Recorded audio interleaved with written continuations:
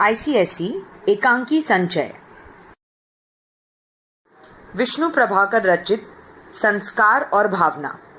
एकांकीकार का परिचय। श्री विष्णु प्रभाकर का जन्म उत्तर प्रदेश में सन 1912 में हुआ। आपने प्रारंभिक शिक्षा प्राप्त करके स्नातक की परीक्षा उत्तीर्ण की। कुछ समय तक इन्होंने पंजाब सरकार के कृषि विभाग में कार्य किया, पर बाद में ये नौकरी छोड़कर लेखन कार्य में संलग्न हो गए। श्री विष्णु प्रभाकर बहुमुखी प्रतिभा संपन्न साहित्यकार थे।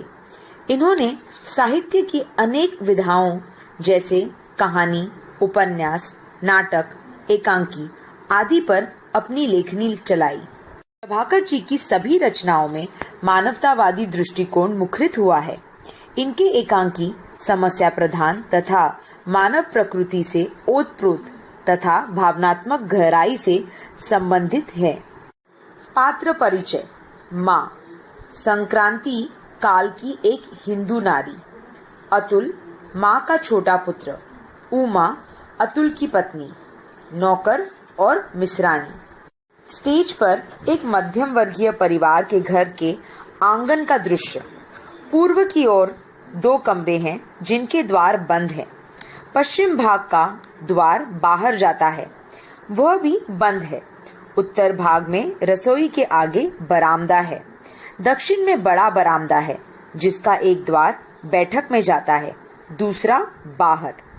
जो कुछ दिखाई देता है वह स्वच्छ, सुंदर और उच्च स्थिति का प्रतीक है।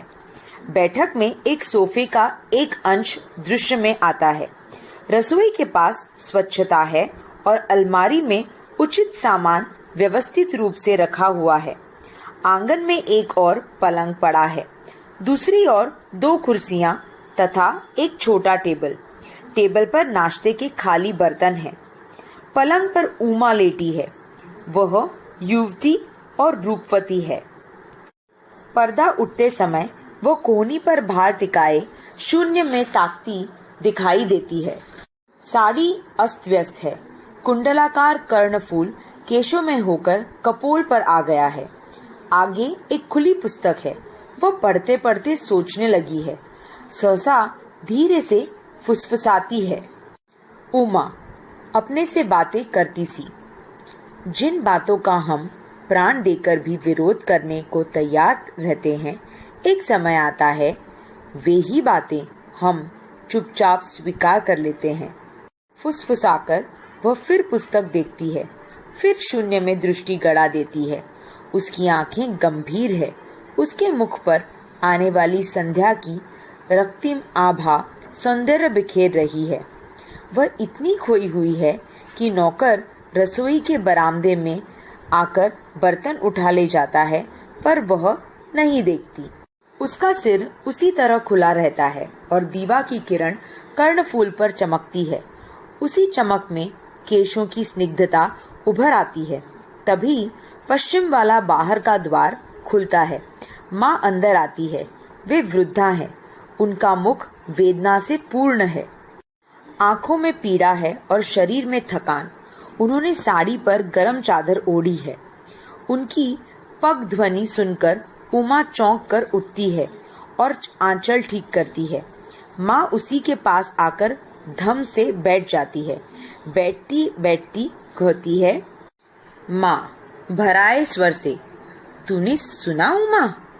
उमा अचरज से, क्या माता जी? माँ पिछले महीने अविनाश बहुत बीमार रहा था। उमा सच?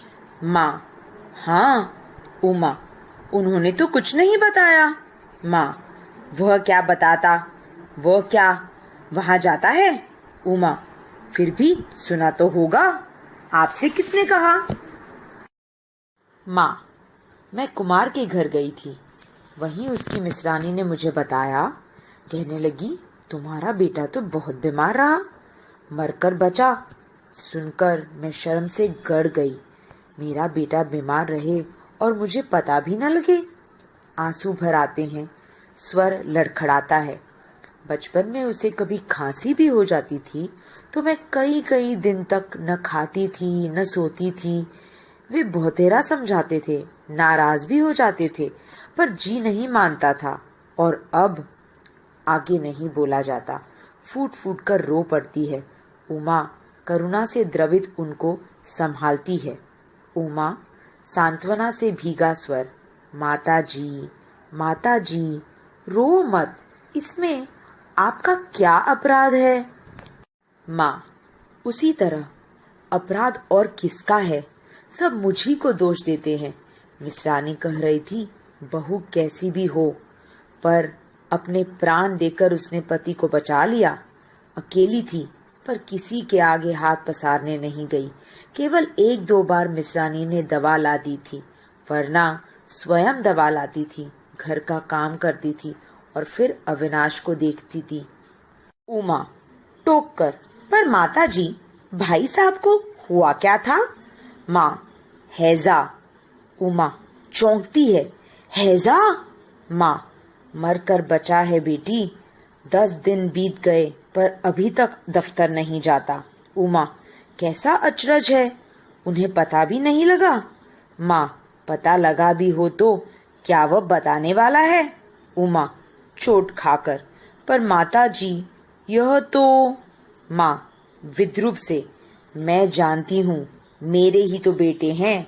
माया ममता किसी को नहीं छू गई है। हर बात में देश, धर्म और कर्तव्य की दुहाई देना उन्होंने सीखा है। आखिर इनका बाप भी तो ऐसा ही निर्मम था। मुझे याद है जिस समय अतुल छोटा सा लड़का रहा, बचने की कोई आशा न थी।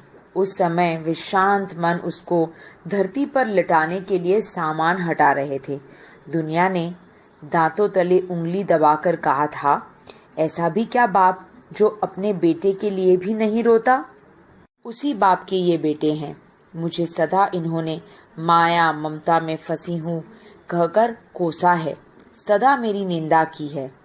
चोट पर चोट खाकर उमा तिलमिलाती है। उसके भाव पलटते हैं। करुणा पहले खिज फिर हल्के रोष में बदल जाती है। उमा, लेकिन माता जी, इसमें सब दोष भाभी का है। माँ, वह तो है ही, पर बहू। उमा बात काटकर, मैं अच्छी तरह जानती हूँ, वे देखने में बड़ी भोली लगती है, परंतु। माँ चौंक कर, भोली? उमा, हाँ, बहुत भोली माता जी, बहुत प्यारी।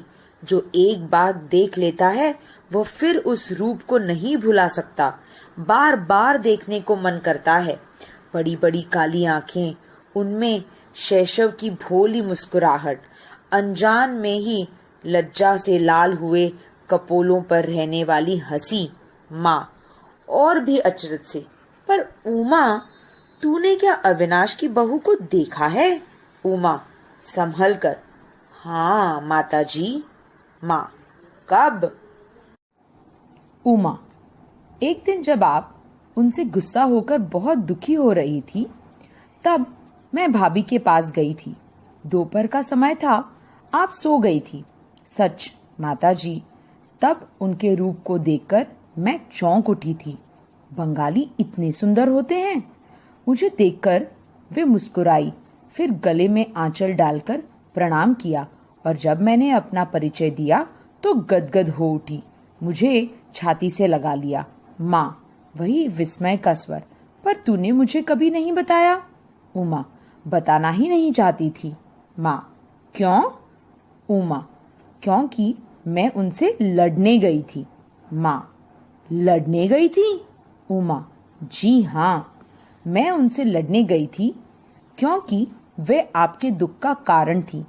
वे न होती तो बड़े भैया आपसे अलग कैसे होते? यही बात मैंने उनसे भी कह दी थी।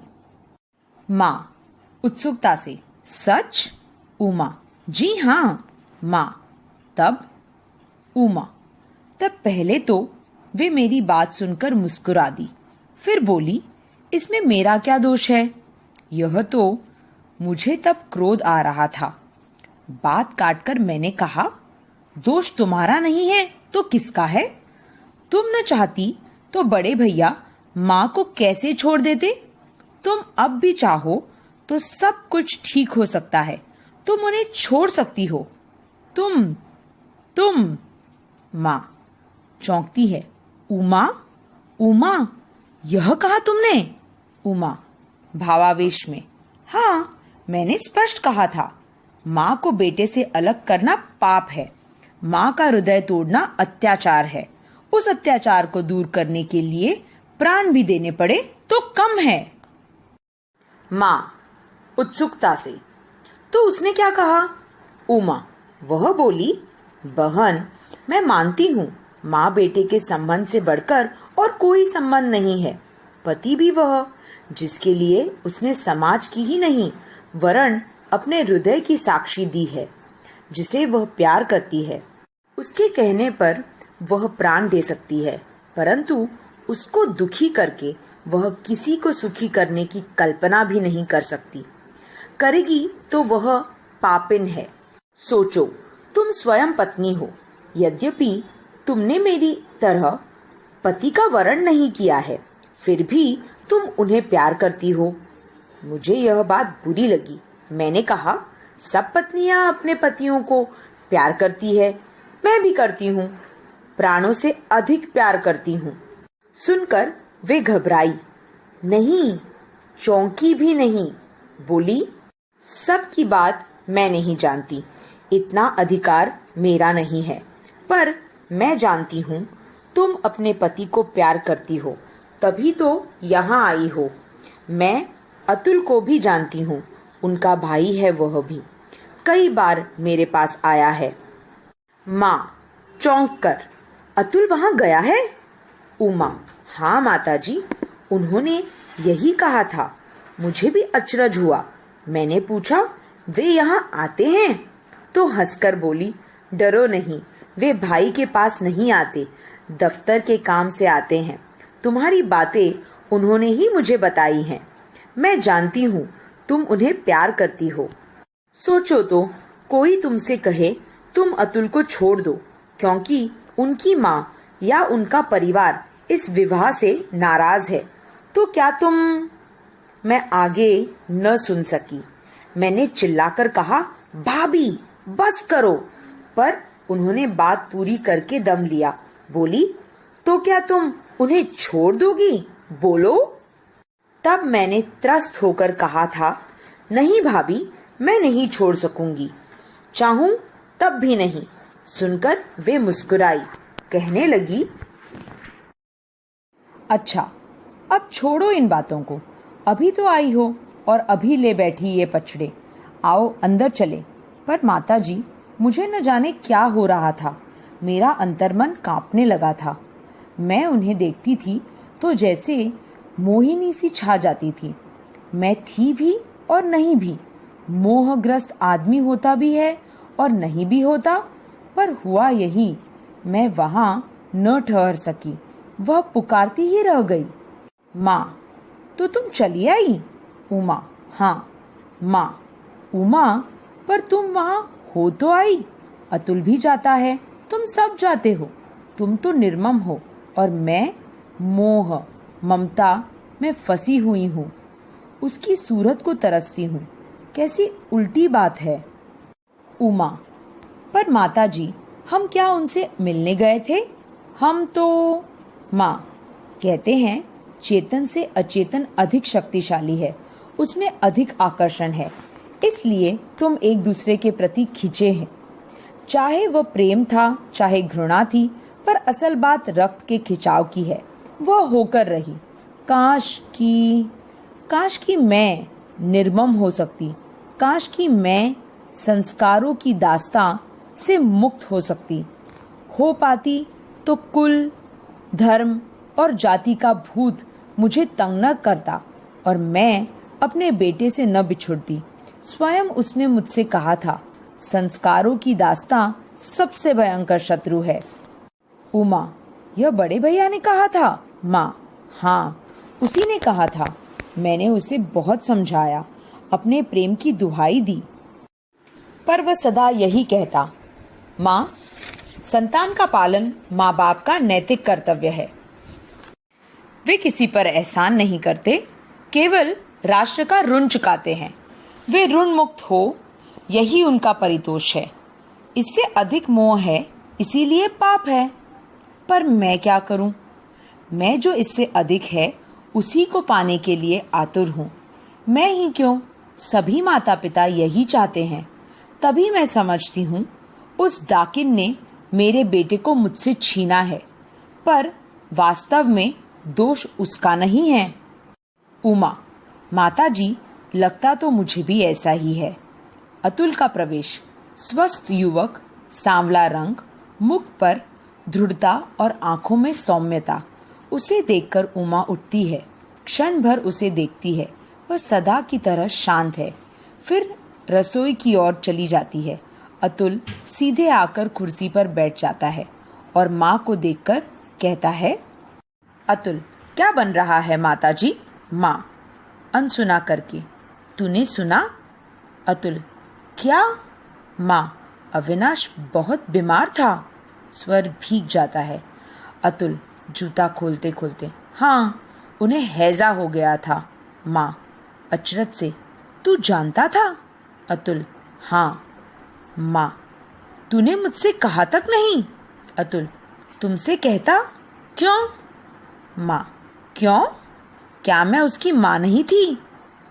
अतुल मुस्कुराता है, माँ तो हो, पर सुनकर क्या करती? क्या उसके पास जाती? माँ सहसा जवाब नहीं देती।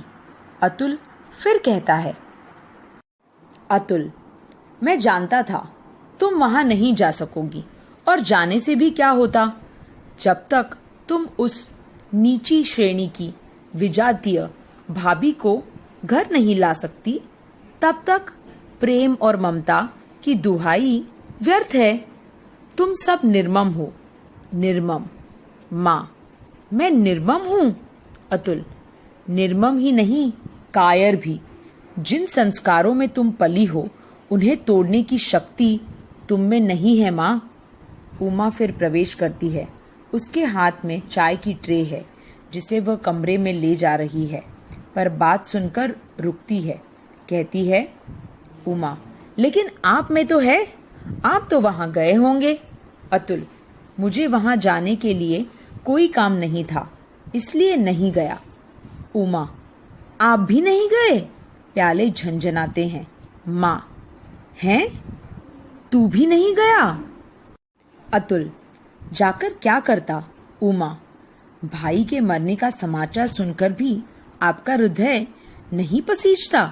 अतुल, उमा, यदि तुम भाई साहब को जानती होती तो ऐसी बात नहीं करती। मुझे तो क्या, वे मेरे डॉक्टर को भी अपने पास नहीं आने देते।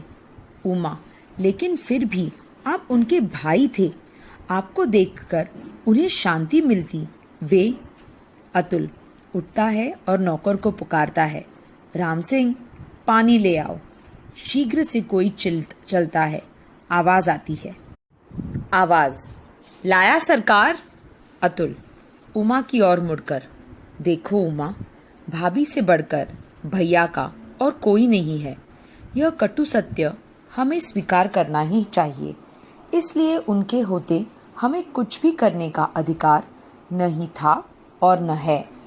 उमा त्रस्त होकर चली जाती है। माँ भी उठती है। नौकर पानी ले आया है।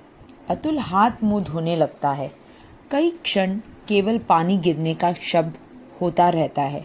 फिर बाहर का द्वार खुलता है। मिश्रानी प्रवेश करती है। प्रौढ़ा है और एक फटी हुई ऊनी चादर ओढ़े है। सिमटी सी अतुल को देखती हुई अंदर चली जाती है। अतुल उसे देखकर भी नहीं देखता। फिर अंदर से बातें करने का स्वर उठता है। शीघ्र ही वह तीव्र हो जाता है। सूर्य की किरणें धीरे धीरे विदा लेती हैं। संध्या विश्व के रंगमंच पर प्रवेश करती है, थके विश्व को सहलाने के लिए। तभी माँ कमरे से बाहर आती है। वे अब और भी उद्विग्न है। उनके पैर डगमगाते हैं। वाणी रुंध आ जाती है। माँ, अतुल, तूने और भी सुना? अतुल, क्या माँ? माँ, अब अविनाश अच्छा हुआ तो उसकी बहू बीमार पड़ गई। कहते हैं उसके बचने की कोई आशा नहीं है। अतुल, हाँ, सुना तो है। उमा का प्रवेश। उमा, क्या सुना है? अतुल, यही कि भाभी मरणासन में है। उमा चकित, क्या? माँ, तो तुझे यह भी पता है? अतुल, हाँ माताजी, मुझे पता है। और यह भी पता है कि अपने प्राण खपाकर भाभी ने भैया को तो बचा लिया था, परंतु भैया के पास भाभी को बचाने के लिए प्राण नहीं है। माँ अनसुना करके, अतुल, तो अविनाश की बहू मर जाएगी? अतुल, सुना तो ऐसा ही है। उमा अचरज से माँ को देखती है, फिर पति को। उमा, आप क्या कह रहे हैं? आप वहां नहीं गए? नहीं, आप वहां जाइए। अतुल उसी तरह शांत, कोई लाभ नहीं होगा उमा। भैया में एक दोष है, वे जो कहते हैं करना जानते हैं। उनके पास पैसा नहीं है, परंतु उसके लिए वे किसी के आगे हाथ नहीं पसारेंगे। वे फौलाद के समान है, जो टूट जाता है पर झुकता नहीं। उमा कांप कर, लेकिन भाभी को कुछ हो गया तो? अतुल गंभीर, भाभी को कुछ हो गया तो क्या होगा? सहसा कांप कर, नहीं उमा, इससे आगे सोचने का अधिकार मुझे नहीं है। सहसा माँ आगे बढ़ जाती है। माँ, लेकिन मुझे तो है। अतुल उसी तरह, अधिकार तो तुम्हें भी नहीं है माँ, पर तुम सोचो तो तुम्हें कोई रोक भी नहीं सकता। माँ उद्विग्न, तो मैं सोचती हूँ अविनाश की बहू को कुछ हो गया तो? शायद अविनाश भी। आगे शब्द नहीं निकलते, वाणी फूट पड़ती है। उमा अवाक उन्हें देखती है। उमा चकित, दुखित, माताजी, माताजी। माँ, हाँ बेटी, मैं उसे जानती हूँ, वह नहीं बचेगा, नहीं बचेगा। उमा कंपित स्वर, माताजी, आप क्या कह रही हैं? अतुल गंभीर, माँ, तुम इतना जानती हो? माँ, हाँ उमा।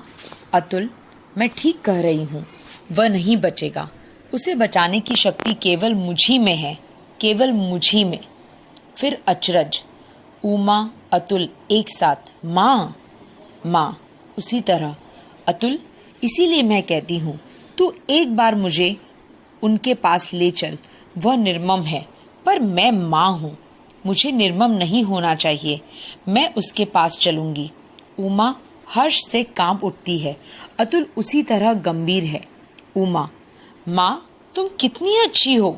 अतुल गंभीर, अभी चलो माँ, पर चलने से पहले एक बात सोच लो। यदि तुम उस नीच कुल की विजातीय भाभी को इस घर में नहीं ला सकी तो जाने से कुछ लाभ नहीं होगा। माँ अपेक्षाकृत शांत, जानती हूँ अतुल, इसीलिए तो जा रही हूँ। अतुल हर्षित होकर, ऐसी बात है तो चलो माँ, अभी चलो। पुकार कर, राम सिंह, तांगा लगाओ, अभी, इसी वक्त। और उमा, तुम भी चलो, शीघ्र उमा। कहता हुआ वह बड़े कमरे से होकर बाहर जाता है। उसकी आंख भर आई है। माँ और उमा कई क्षण तक शून्य में ताकती रहती हैं। वातावरण में शांति और स्निग्धता है। सहसा उमा को पुस्तक के वाक्य याद आते हैं। वह फुसफुसाती है, उमा, जिन बातों का हम प्राण देकर भी विरोध करने को तैयार रहते हैं, एक समय आता है जब चाहे किसी कारण से भी हो, हम उन्हीं बातों को स्वीकार कर लेते हैं। उसका मुख प्रकाश से मुखरित हो उठता है। नौकर ने पीछे से स्विच दबा दिया है। यहीं पर पर्दा गिर जाता है। धन्यवाद।